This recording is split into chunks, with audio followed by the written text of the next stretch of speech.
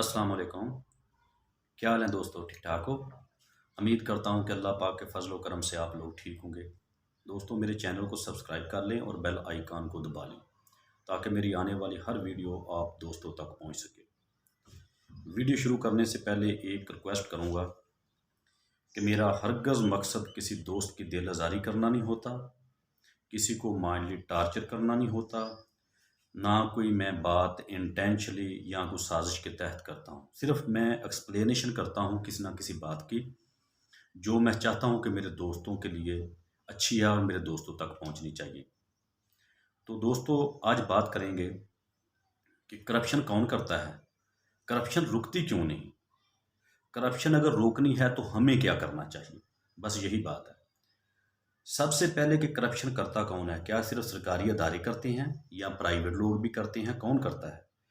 मैं आपको एक बात से वाज़िया कर देता हूँ। कुछ दिन पहले मैं अपने दोस्तों के पास बैठा हुआ था, तो बात चल रही थी टीवी के ऊपर। इमरान खान साहब और शहबाज शरीफ साहब की गवर्नमेंट के जो हैं वो डिस्कस हो रही थी बातें, उसके ऊपर टीवी के ऊपर वो चल रही थी। तो बंदे भी बैठे थे, मैं भी उन दोस्तों में बैठा हुआ था।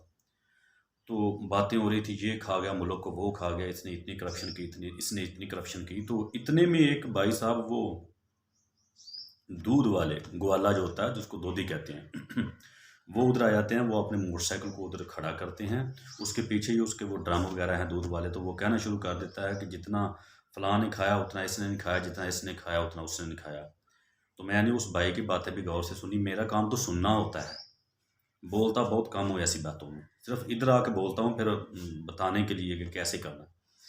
तो उसने क्या किया कि वो 2 या 4 मिनट हमारे पास खड़ा हुआ, इसके बाद वो आगे चला। थोड़ा आगे जाके वो एक बर्फ़ वाले के पास खड़ा हो जाता है।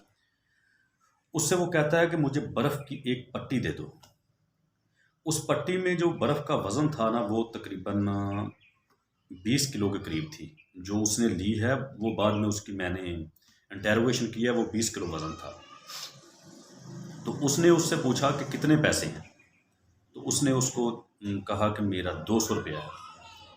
तो उस ग्वाले ने, दूध वाले ने 200 रुपये बर्फ़ वाले को दे दिए। इतने में मैं उधर चला जाता हूँ। मैं पूछता हूँ कि आप क्या कर रहे हैं? उसने कहा कि जी मेरा दूध ख़राब हो जाता है, सो इस दूध को ठीक रखने के लिए, ठंडा रखने के लिए मैं इसमें बर्फ़ डालता हूँ। उसने 10-10 किलो बर्फ़ एक-एक ड्रम में डाली। तो उसने शहर चले जाना था, शहर जाके उसने वो लोगों को दूध सेल करना था। सेल करता है वो 100 रुपये किलो।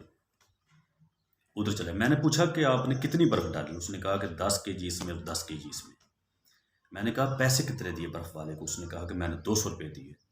और अगर वो 100 रुपये सेल करता है तो 20 किलो उसने बर्फ़ उस दूध में डाली है, वो उसी दूध में है। तो वो बर्फ़ उस दूध में हल हो गई और वो 1800 रुपये, 200 रुपये इधर देता है वो बर्फ़ के। तो 2000 का वो दूध सेल करेगा, वो 20 किलो।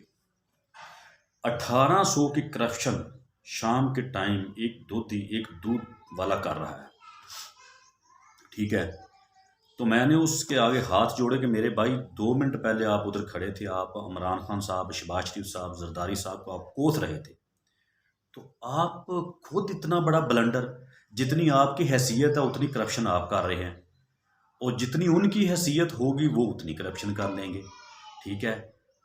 तो मेरे भाई, करप्शन रुकनी ऐसे नहीं है, ऊपर से नीचे नहीं आना, नीचे से ऊपर जाना है।